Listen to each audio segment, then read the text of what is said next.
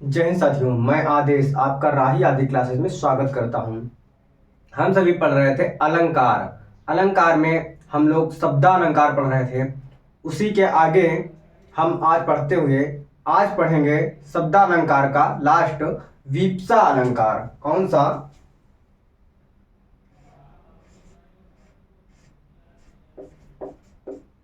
विप्सा अलंकार। विप्सा अलंकार में क्या होता है कि करुणा, शोक आदि को दर्शाने के लिए करुणा, शोक, विस्मय जैसे आदि शब्द को दर्शाने के लिए हम जिस शब्द की आवृत्ति बार बार करेंगे तो वहां पर विप्सा अलंकार होगा। तो वहां पर विप्सा अलंकार होता है। हम इसकी परिभाषा को लिख लेते हैं या देख लेते हैं। जहां पर करुणा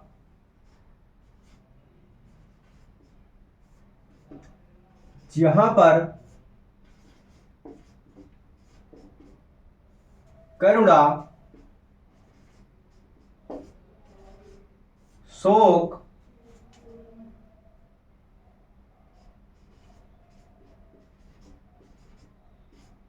विस्मय जैसे शब्द की आवृत्ति हो, विस्मय जैसे शब्द की आवृत्ति हो,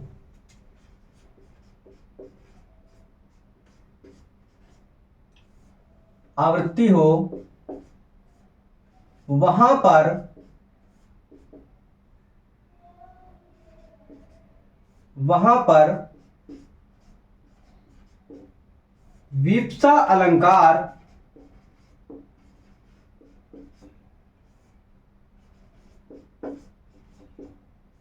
होता है। इस चीज को हम ध्यान देंगे कि जहां पर करुणा, शोक, विस्मय जैसे शब्द की यानी शब्द को दर्शाने के लिए उस शब्द की आवृत्ति हो तो वहां पर विप्सा अलंकार होता है। जैसे उसका उदाहरण लिखते हैं हम। पहला उदाहरण है शिव शिव शिव।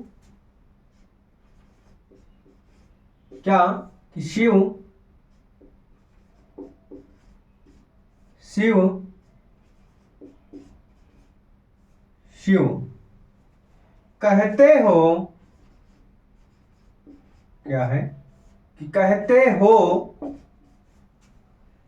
हो ये क्या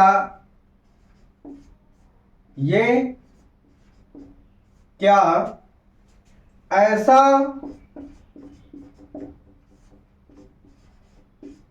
फिर मत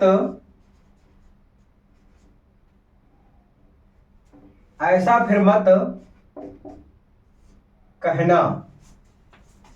क्या है कि करुणा होगा, शोक होगा, विस्मय होगा, इन जैसे शब्दों को दर्शाने के लिए, इन जैसे भावों को दर्शाने के लिए कोई शब्द होगा। उस शब्द की आवृत्ति जब हम बार बार करेंगे तो वहां पर विप्सा अलंकार होगा। तो यहां पर क्या कह रहा है कि शिव शिव शिव यानी शिव शब्द की आवृत्ति कई बार हुआ है। यानी शिव शिव कहते हो ये क्या ऐसा फिर मत कहना। यानी कोई बुरी चीज होगी या कोई बुरा काम होगा, उस चीज को यानी शिव शिव कहते हो लेकिन ऐसा काम अब दोबारा मत करना। दूसरा उदाहरण है छी छी।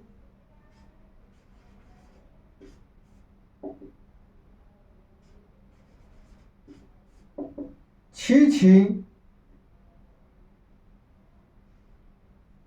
यह गंदगी।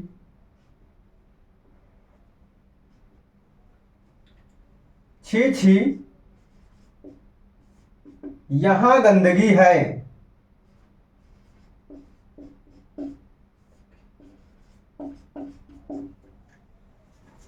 ये छी छी शब्द की आवृत्ति हुई है और क्या है बोल रहा है कि यहाँ गंदगी है, तो इसलिए यहाँ पर जो आवृत्ति हुई है इसलिए यहाँ पर वीप्सा अलंकार है। करुणा शोक विस्मय यानी आश्चर्य की चीजों के लिए यहाँ पर इन सभी भावों को दर्शाने के लिए जो जिस शब्द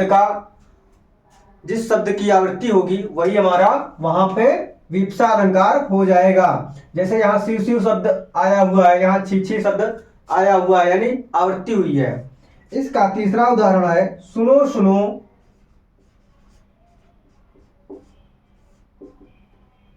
सुनो सुनो मेरी बात,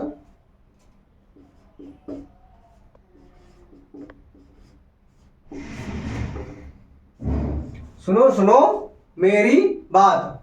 तो यहां पर विस्मय ही दर्शाया गया है, विस्मय को ही बताया गया है, इसलिए यहां पर वीप्सा अलंकार होगा।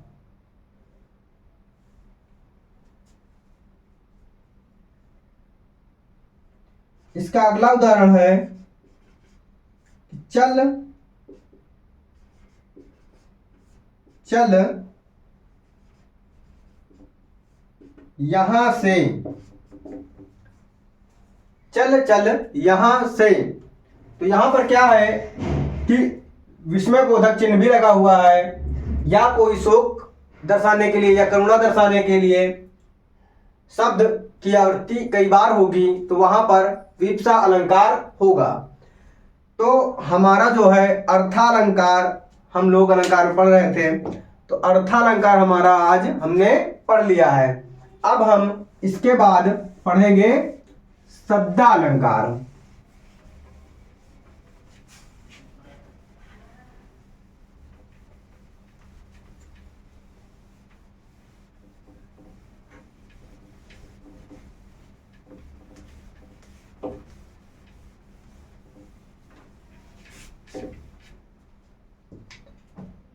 क्या पढ़ेंगे अब हम?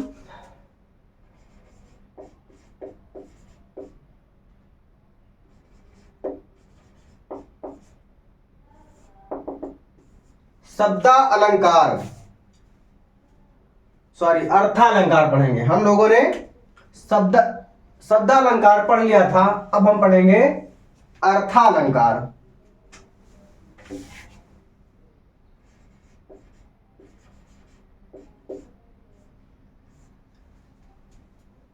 इसके पहले हमने शब्दालंकार यानी शब्द के आधार पर जितने अलंकार होते थे वह सब हमने पढ़ लिया। अब पढ़ेंगे अर्था अलंकार। इसमें क्या होगा कि जहां पर अर्थ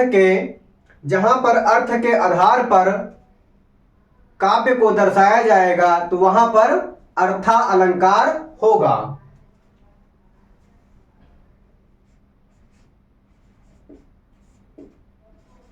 जहां पर अर्थ के आधार पर अर्थ के आधार पर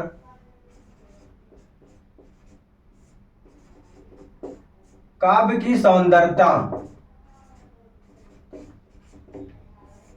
की सौंदर्यता को दर्शाया जाए,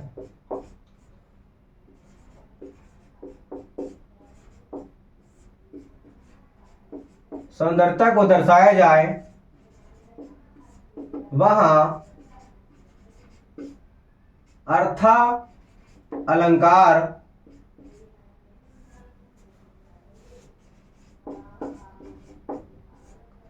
होता है। वहां पर अर्थालंकार होगा जहां पर अर्थ के आधार पर बतलाया जाएगा। सबसे पहले हम इसमें पढ़ेंगे उपमा अलंकार। कौन सा पढ़ेंगे? उपमा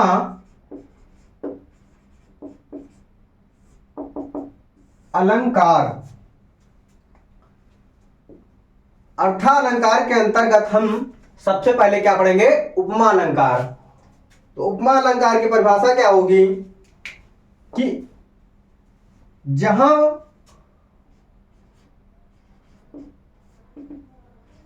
जहां उपमेय की जहां उपमेय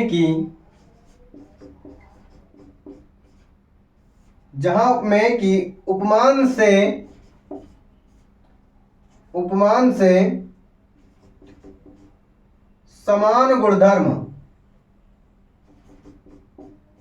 समान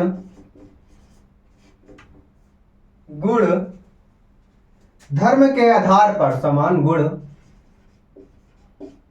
धर्म के गुणधर्म के आधार पर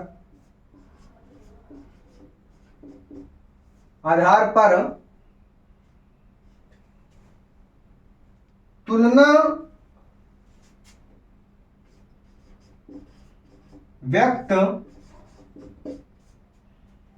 व्यक्त की जाए, वहां पर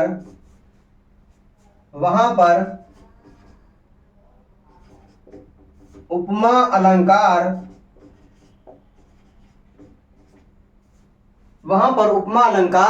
होता है।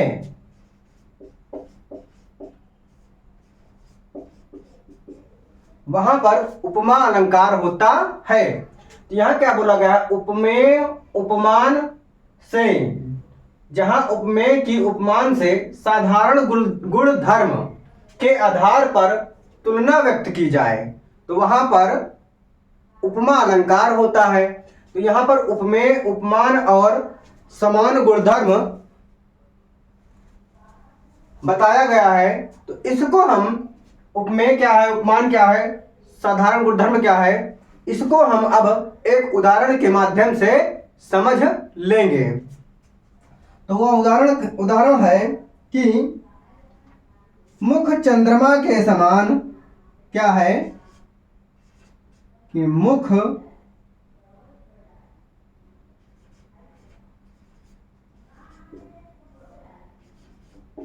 चंद्रमा के समान सुंदर है। तो उपमेय क्या होता है कि उपमेय जिसकी तुलना की जाए, उपमेय वह होता है कि जिसकी तुलना की जाए, और उपमान क्या होता है कि जिससे तुलना की जाए। किससे? जिससे तुलना की जाए, तो वह हमारा उपमान होता है। और समान गुणधर्म या साधारण गुणधर्म वह होता है जो दोनों में हो। उपमेय क्या है कि जिसकी तुलना की जाए,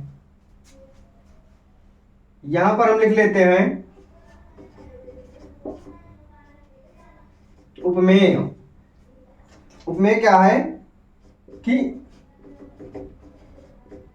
जिसकी तुलना की जाए। और उपमान क्या है? जिससे तुलना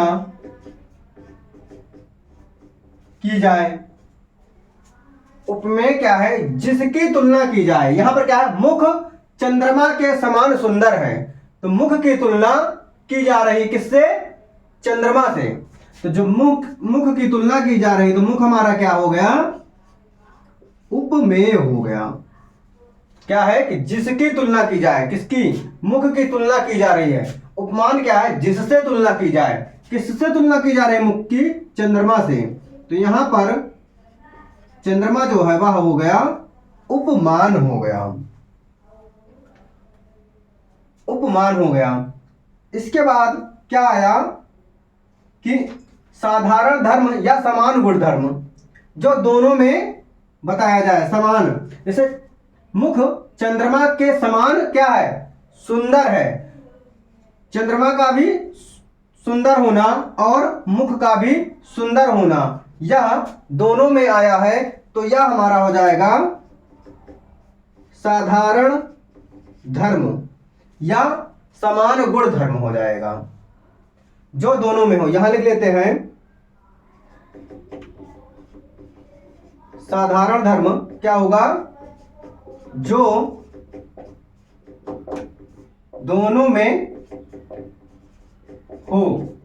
दोनों में क्या सुंदर है, कैसे कि जो मुख है वह भी सुंदर है, चंद्रमा जो है वह भी सुंदर है। इसके बाद जो है समान धर्म आया है, समान शब्द आया है, समान शब्द आया है, वह हमारा क्या होता है, यह होता है वाचक शब्द। ये क्या होता है कि ये वाचक शब्द आते हैं। उपमा अलंकार को हम पहचानने के लिए हमारे कुछ वाचक शब्द होते हैं। उन वाचक शब्दों को हम लिख लेंगे और दिमाग में बैठा लेंगे, जिससे कि हम उदाहरण को देखकर पढ़कर अगर समझ लेते हैं तो बहुत अच्छी बात है। अगर नहीं भी समझ पाते हैं तो हम उस वाचक शब्द को, जो वाचक शब्द दिया होगा, अगर हम उसे देख लेंगे तो आसानी से पहचान लेंगे, और वह अगर उदाहरण में है तो हम जान जाएंगे कि वहां पर उपमा अलंकार होगा।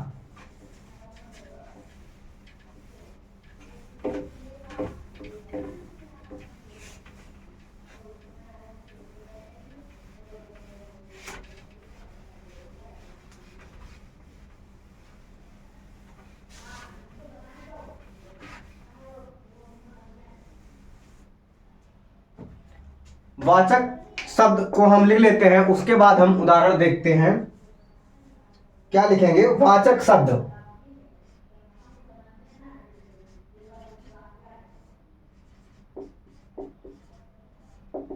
वाचक शब्द जैसे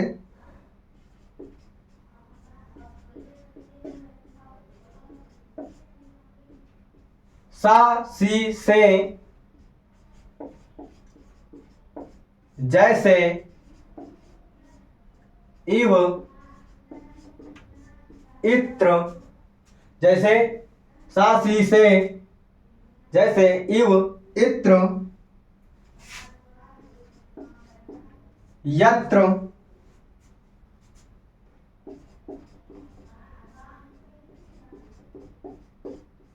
सम, सरिस या समान। ये जो शब्द हैं ये हमारे वाचक शब्द हैं। कोई उदाहरण दिया होगा, उन उदाहरणों में ज्यादातर इन जो वाचक शब्द दिए गए हैं ये सब आ जाएगा, और जब वहां पर ये शब्द आया हुआ हो तो हम आसानी से टिक कर देंगे किस पे, उपमा अलंकार पे या उपमा अलंकार पर। जैसे हम उदाहरण देखते हैं, मखमल के झूले पड़े। पहला उदाहरण है, मखमल के झूले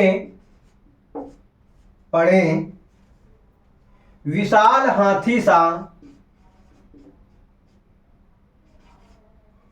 विशाल हाथी सा टीला। मखमल के झूले पड़े, विशाल हाथी सा टीला।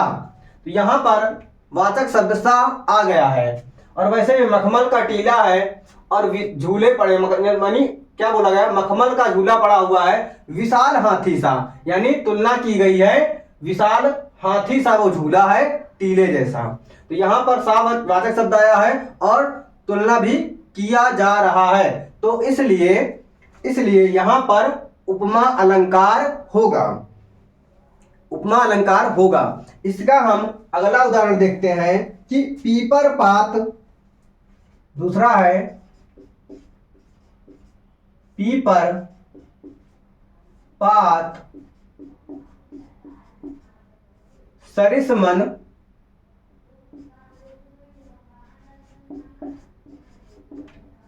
डोला।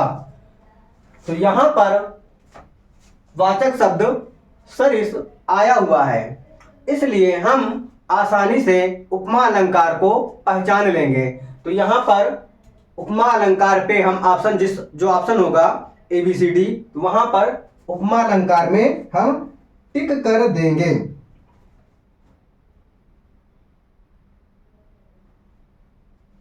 इसका अगला उदाहरण हम देखते हैं कि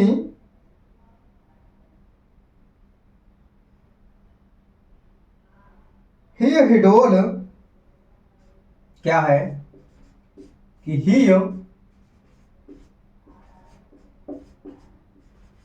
हिडोल जस डोलय मोरा। हिडोल जस डोलय मोरा। जस जैसे, जस का यहां पर अर्थ है जैसे, तो यहां पर जस शब्द आया है तो इसलिए हम उपमा अलंकार पर टिक आसानी से कर देंगे। इसका लास्ट उदाहरण देख लेते हैं उपमा अलंकार का कि हरिपद कोमल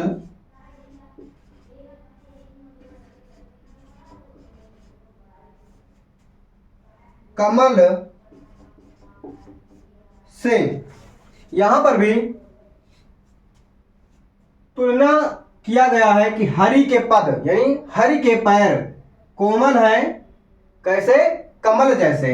यहां पर तुलना भी की गई है, इसलिए क्या होगा कि उपमा अलंकार है। और जो हमारा से शब्द आया है सा सी से जस जैसे यु इत्र पत यत्र है, ये पत्र नहीं है, यत्र सम सरिस समान ये वाचक शब्द है। यहां पर से आया है इसलिए भी उपमा अलंकार है। आज की क्लास को लंबी ना करते हुए आज की क्लास को यहीं तक रखते हैं। आप सभी अपना सहयोग हमें देते रहें। आप सभी क्लास को लाइक अधिक से अधिक कीजिए ताकि हमें भी लगे कि आप लोगों को मेरी क्लास पसंद आ रही है। और जो आपकी राय हो क्लास अच्छी है कैसी है या सुधार किया जाए वो आप अपनी कमेंट के माध्यम से दे सकते हैं। तो अधिक से अधिक लोगों को जोड़ने का प्रयास कीजिए आप भी और हम भी अधिक से अधिक अच्छा मैटर देने की आपको कोशिश करें। बस आज की क्लास को यहीं पे समाप्त करते हैं। धन्यवाद।